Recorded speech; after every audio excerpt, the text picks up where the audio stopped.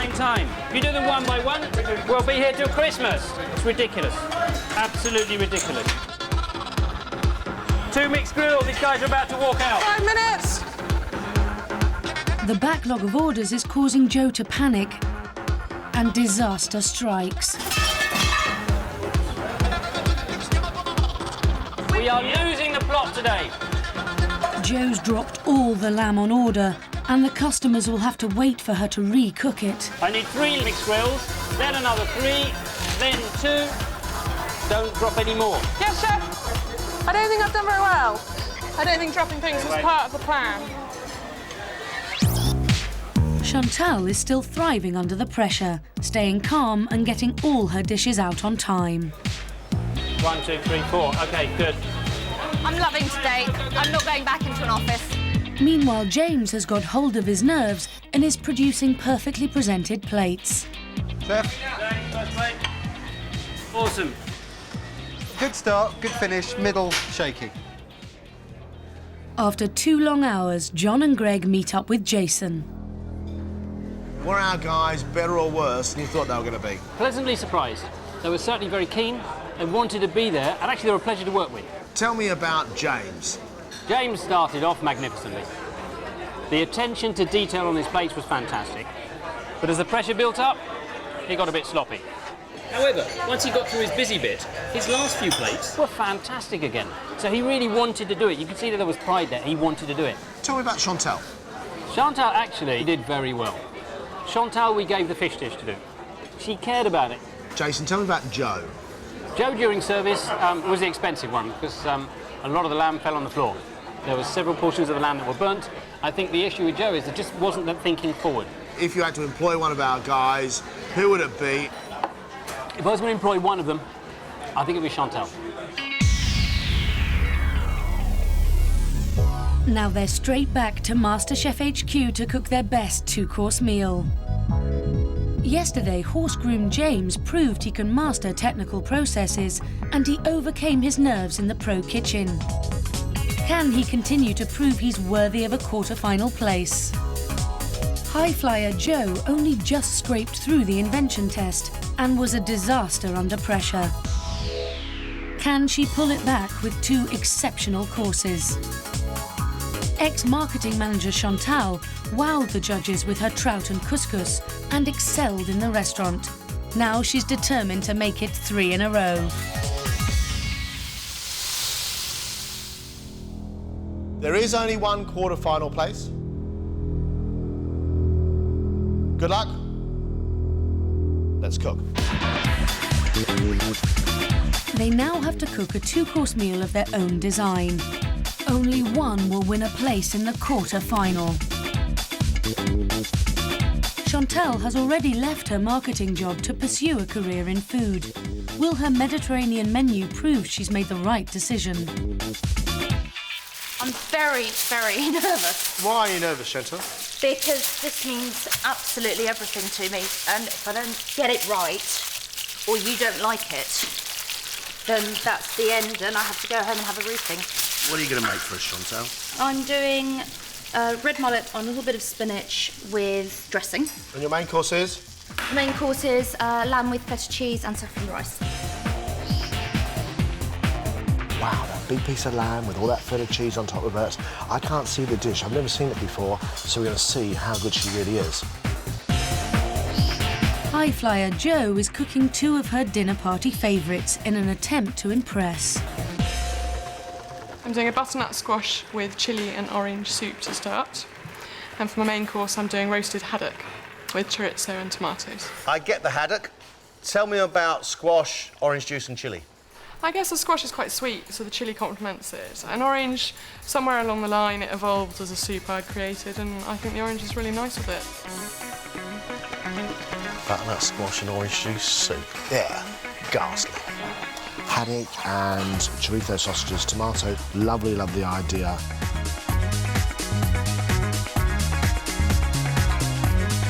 Horse groom James has proved he understands processes, but as well as showing off skill, he's risking unusual flavour combinations.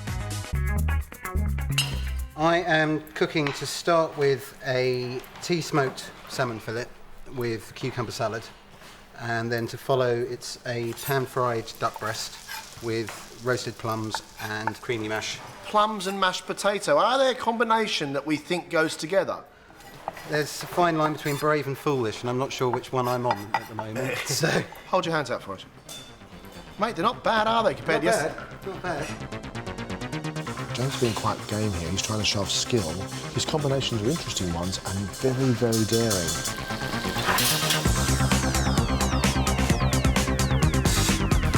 2 minutes left. Get it on those plates.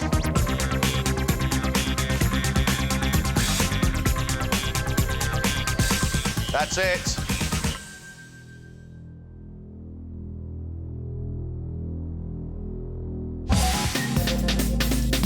Chantal has made crispy red mullet with an anchovy, chilli, garlic and lemon dressing, followed by roast saddle of lamb with feta cheese, cherry tomatoes and saffron rice.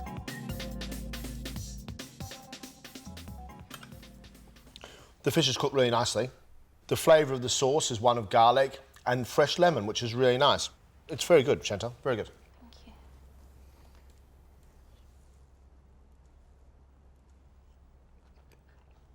Slippery spinach, firm fish, garlic, it's well seasoned. Very good. Let's move on to our main course. I'm very, very fortunate to be the father of 4 children, and I think that all 4 of them will be able to find a different way of describing the dish. Whether it be a fire engine going down a road, whether it be a boat going down a river. Don't try so hard.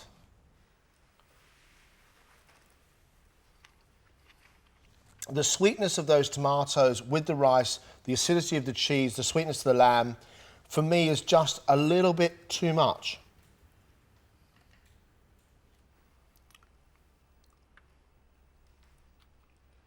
I really enjoy the taste of that really sweet tomato with that cheese. It just needs to be more lamb, less tomato and cheese. James has made tea-smoked salmon fillet with Asian cucumber salad, followed by pan-fried duck breast with roasted plums, spiced red wine sauce and mashed potato.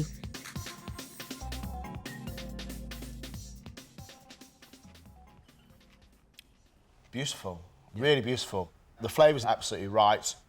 You are doing very, very well indeed. Thank you.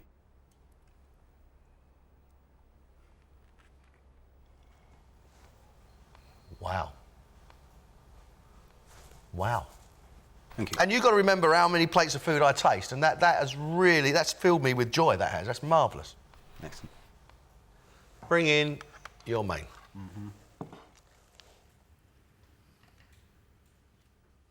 Duck's nice, plum sauce is okay. The vanilla ice cream in the middle of the plate's no good. No good. Oh, sorry, it's mashed potato. See, vanilla ice cream has about as much place on that plate as mashed potato does. Okay.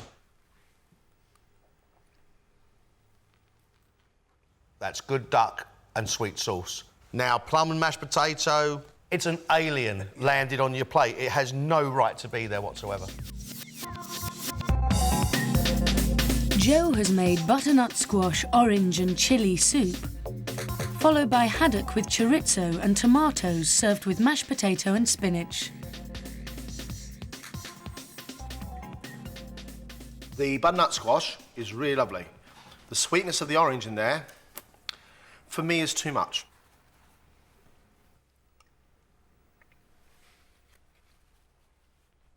No. No, I don't want soup that sweet. Okay. From soup to main course. Now, there are 3 things in food that I can't stand. And all 3 of them are lumpy mashed potato. You're better off not serving something that's gone wrong.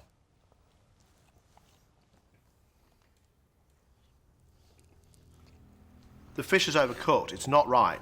Your mashed potato is an abomination. I mean, serious an abomination.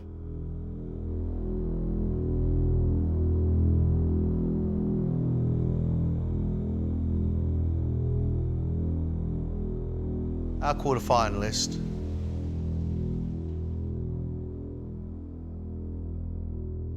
is James. Congratulations. Well done.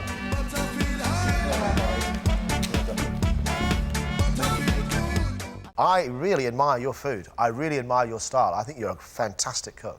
Really. Thank you. 1 sea bass and 1 monkfish. Yes, chef. Peter's monkfish orders are in, but unlike Nilika, the last-minute work required means he's struggling to keep on top of everything. Go, go, go. Come on, too slow. Peter, how long this monkfish? Let's go. Chop, chop. How long's that next monkfish? 3 minutes, chef. Come on, I'm aging rapidly here. 20 seconds. 1 monkfish on the pass, chef. Thank you, very nice. Peter's finally got his dish out, but there is still a long service to go. Meanwhile, Helen's lamb is proving a hit, but can she cook it to order? 1 special lamb. Coming now, 20 seconds. Medium rare, yeah? Yes, chef. Everyone wants the lamb. So I've got about, I don't know, 8, 10 or something in at the moment. They're all over the place. After a shaky start, she's now firing on all cylinders, cooking the lamb to perfection. Now that's medium rare, Helen. Well done. Thank you, chef. Yeah, perfect. Getting the hang of this, aren't you? Yeah. The contestants have now been on their feet for 16 hours. Helen's turning out dozens of perfect plates, but Peter's still finding it hard to keep up with the demands of his orders. Come on, guys, just slowing down now, guys. Speed it up. Put it here, Peter. Put it here. Don't, just put it here. Put your pan here. OK, fine. Take it out. Cut it diagonally. Very hectic, very hectic. It's difficult, to say the least. Service! Yes, sir! Come on! With the end of service in sight, Peter is still struggling, whilst Nilika's orders have slowed to a trickle. Helen, meanwhile, is calmly finishing what has been an impeccable service. With the night almost over, head chef Mark delivers his verdict. These guys have been 10 times better than I ever thought they would be. And in fact, I'm impressed. And if any of them want to come and work part-time, they're welcome. But is there any of those 3 you'd employ full-time? Definitely Helen, with Nilika a close second. After 18 hours in professional kitchens, the endurance test is over. But tomorrow the pressure continues as they face one more daunting test.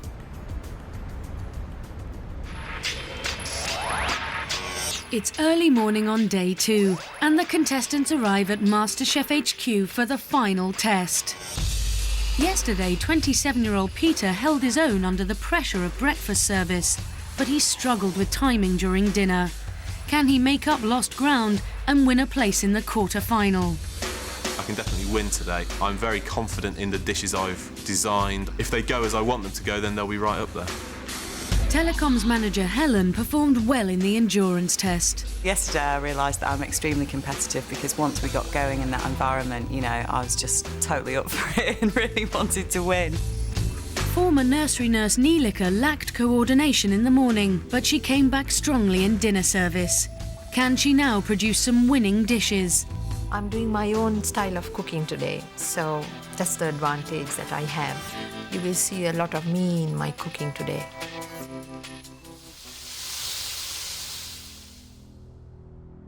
There is no room for mistakes. This stuff has to be superb if you are serious about going through. Let's cook. After showing how they coped with an 18-hour service, the contestants now have an hour to prove they can deliver their own 2 courses to the highest standards. Only one of them will win a place in the quarter-final. After her success last night, Telecoms manager Helen hopes to keep up the momentum with a pigeon Pithiviers followed by sea bass with samphire. Why does this mean so much to you, Helen? Because this is just something that I've always wanted to do, and you know, food is something that I've been passionate about for years and years and years, and this is a way for me to demonstrate that I'm good at something that I really care about. As long as she gets that fish cooked well, she is going to cook beautiful, beautiful food. It's all about the execution. That Pithiviers, pastry not cooked properly, dry inside. There are so many things to go wrong. Peter has opted for crab ravioli, followed by a hearty dish of skate wing. Ravioli is not necessarily very easy. Is that not just a little bit too risky to be doing in an hour? I don't think so. I mean, I'd like, you know, the ideal world, I'd like to rest my pasta dough for at least an hour. Do you think you're a better cook than the other two? I think I'm good enough to win this. I like cooking and I like being good at things and I like being the best at things, and you know, I love sport, I love competing. I mean, that's why I'm back, you know. I don't like to lose. The ifs and buts for me is all about the ravioli. If he gets that right, John, that is classic, stunningly beautiful food.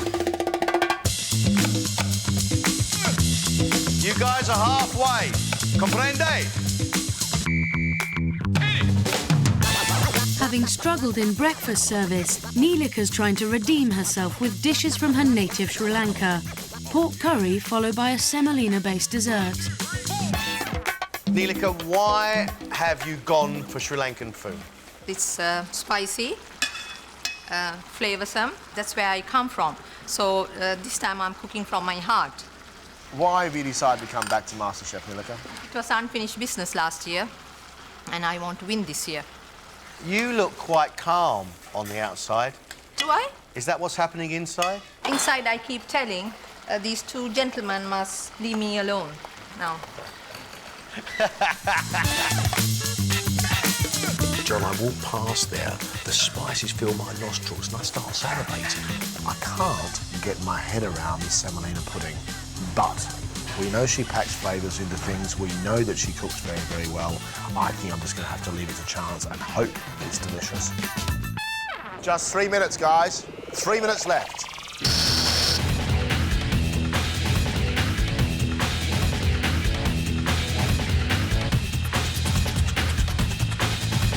One minute!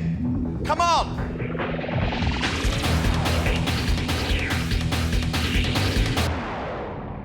That's it, guys. Down your tools, please. All done.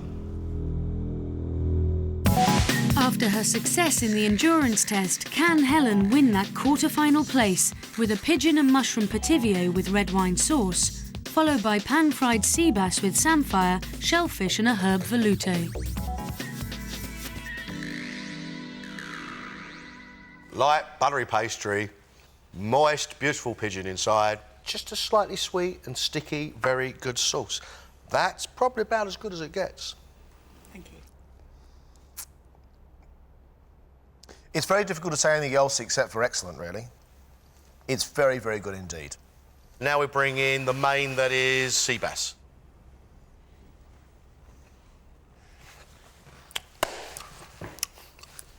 Rock and roll. Rock and roll. A little bit of sauciness coming from the fish, hint of Pernod coming through the sauce. That is absolutely perfect. I think every single part of it is cooked very, very well indeed. The problem you've got right now is in this room. is you've got two other people in this room who've also worked just as hard as you. I know that. Yeah. After struggling in the dinner service, can Peter turn it around with his crab ravioli, followed by pan-fried skate wing with fennel and green sauce? The crab filling is lovely and fresh. The tomatoes have got a bit of heat in them from the chilli. I think it's very good indeed. Your pasta is beautifully soft and as thin as you can get it without it breaking open. For you, in the time to make a sauce and make your pasta for the ravioli shows a great cook.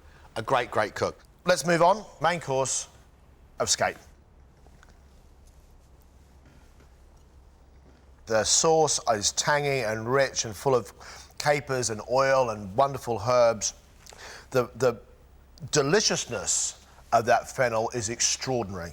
It is a seriously clever, complicated, interesting dish. I think that's brilliant. The meat in that fish is beautifully cooked. The texture is all soft, all lovely. I really admire your food. I really admire your style. I think you're a fantastic cook. Really. Thank you. Thank you. Can Neelika impress with a pork brown curry with coconut roti and fresh coriander sambal, followed by kesari, a Sri Lankan semolina dessert? You're looking a bit nervous. I really want to win this. I really, really want this badly.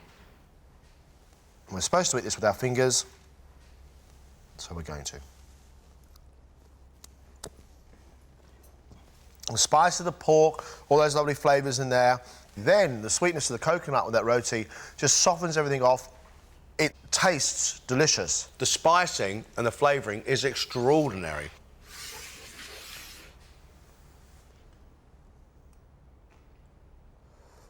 Fascinating stuff, because it's so light, and you get the flavour of fruit and the crunch of nut and a slight bit of saffron, and all the time is a mellow washing of the rose water. It's very, very beautiful. It's lovely, really lovely. There is so much flavour in there. It's really, really interesting. I like the headiness of the rose water and the saffron, but I've got to say, I think it's very, very good indeed. Well, hey, table 25, we have one special langoustine on order. John finally gets an order, but he's nowhere to be found. And it all comes from Dublin now. Guinness isn't from England anymore. No. John! Is there anybody here called John? Yes, chef. You get on your section, please. Yes, chef. Why were you not on your section, John? Getting pasta, chef. Why didn't you get it before service? How long am I langoustine? 4 minutes, chef. That's too long. Let's go now. After waiting so long for his first orders, they're now flying in and John is struggling to cope. It looks a mess, yeah? Can you replate it, please? It's a bit of a fiddly dish you put together. There's quite a bit to it.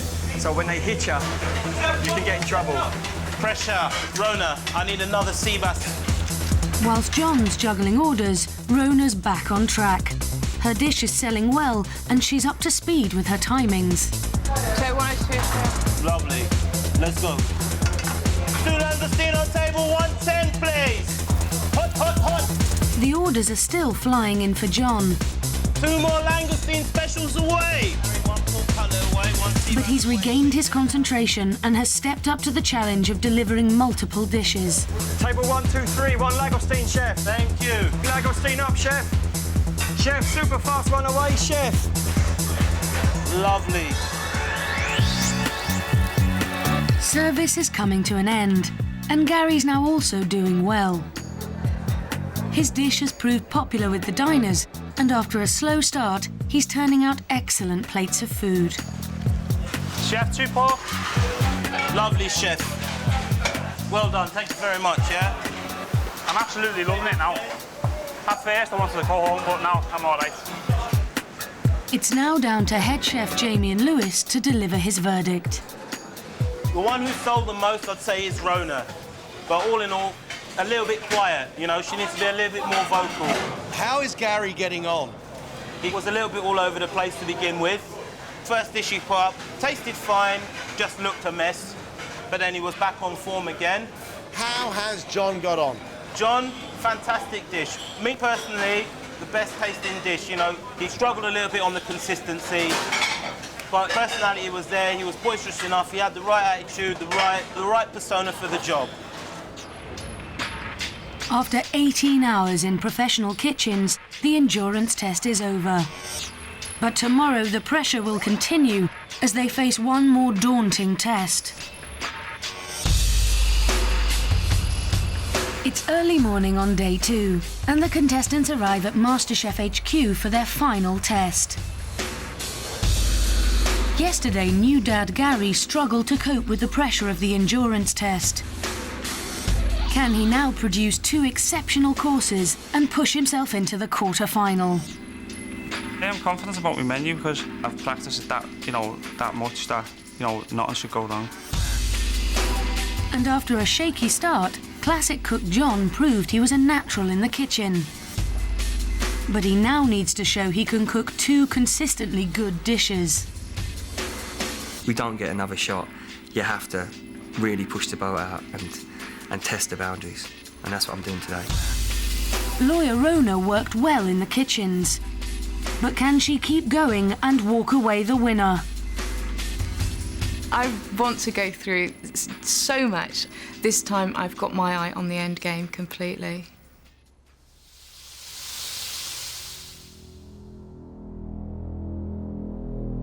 We have only 1 quarter-final place. Good luck. Let's cook. After showing how they coped with an 18-hour service, the contestants now have 1 hour to prove they can deliver their own 2 courses to the highest level. John's hoping to build on his success in the restaurant with 2 technically complex dishes. I'm doing some roasted rack of raw venison and a red wine chocolate sauce. And a Bailey's and creme caramel cheesecake. It's all rich, huge amounts of flavours, quite complex, really. Well, they're both pretty sophisticated dishes. I've left myself with no margin for error here at all. You can see John wants to show off. He wants to show all the things he's learned in the last 12 months. There's so much going on, those balance of flavours, that sauce is so important. Well, I know one thing is I'm taking this cheesecake home. Rona wants to showcase her skills with some seasonal recipes. I'm doing mackerel and potatoes with a beetroot and horseradish sauce, and then a raspberry and ginger millefeuille type thing with cream. Millefeuille means 1,000 layers. There won't be quite that many. At its best, what does this say about Rona the cook? That hopefully I can, be given nice ingredients and what should be a nice idea, and hopefully bring it together into something that does justice to the ingredients. The millefeuille, it has to be beautifully elegant for it to work because it is so simple. Rona is doing food I want to eat, but is she showing enough skill? You've got 15 minutes left. Gary's banking on some tried and tested favourites to win over the judges. For my main course, I'm doing sea bass on crushed potatoes with a mussel sauce, and for Greg, for dessert, I'm doing a ginger cake. See, you might be cooking your ginger cake for Greg, but my favourite thing in the world is ginger cake. No one really comes in and does cakes like the ones I watched last year, and that, so I thought, why not do a cake? So your ginger cake's going to be sticky on the outside and warm and delicious. Is it going to be like that? Yeah, I hope so, yeah. Nothing wrong with Gary's menu. Nothing at all. I don't think anybody in this room will out-flavour him, but will they out-skill him? You've only got 1 minute, guys.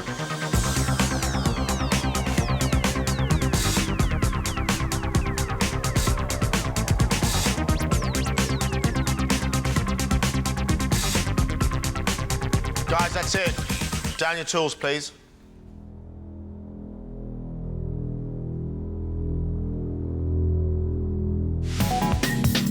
Will John pull off his technically difficult dishes? He's made roasted rack of venison with a red wine and chocolate sauce, and a Bailey's creme caramel cheesecake.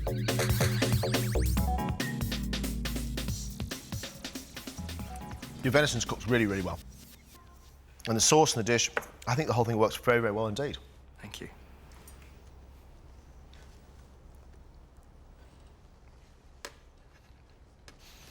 For me, that sauce lingers a little bit too long on the palate. A little bit too long. Let's move on to your dessert.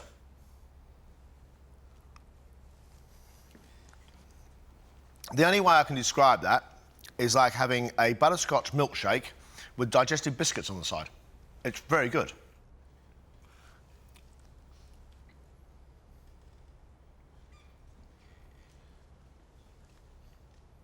Again, the same way as I feel about the sauce, is I think some of those divine flavours should come in as a hint. I know when I feel a pudding is too much because I feel like I want to reach for a glass of water. Lawyer Rona is hoping to prove her ability with a starter of smoked mackerel and mackerel mousse with beetroot horseradish sauce, followed by a raspberry and ginger millefeuille. I really like the smoked mackerel pâté and the beetroot sauce and the fillet of mackerel and the potatoes. But I'm going to question the idea of the whole combination as one.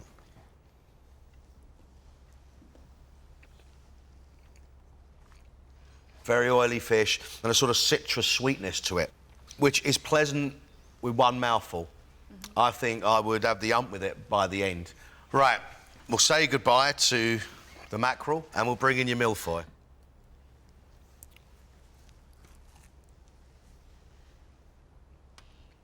I think some lovely ideas. I think there's some very, very nice ideas, but it's not quite. It's not happening for me. Okay.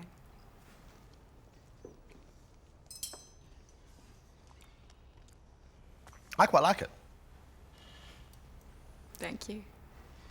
Going for a MasterChef quarter-final, Mm-hmm. is this the stuff of MasterChef champions, Rhoda? It's one thing to do. I'm capable of doing other things, but yeah, that's what I've chosen to do today.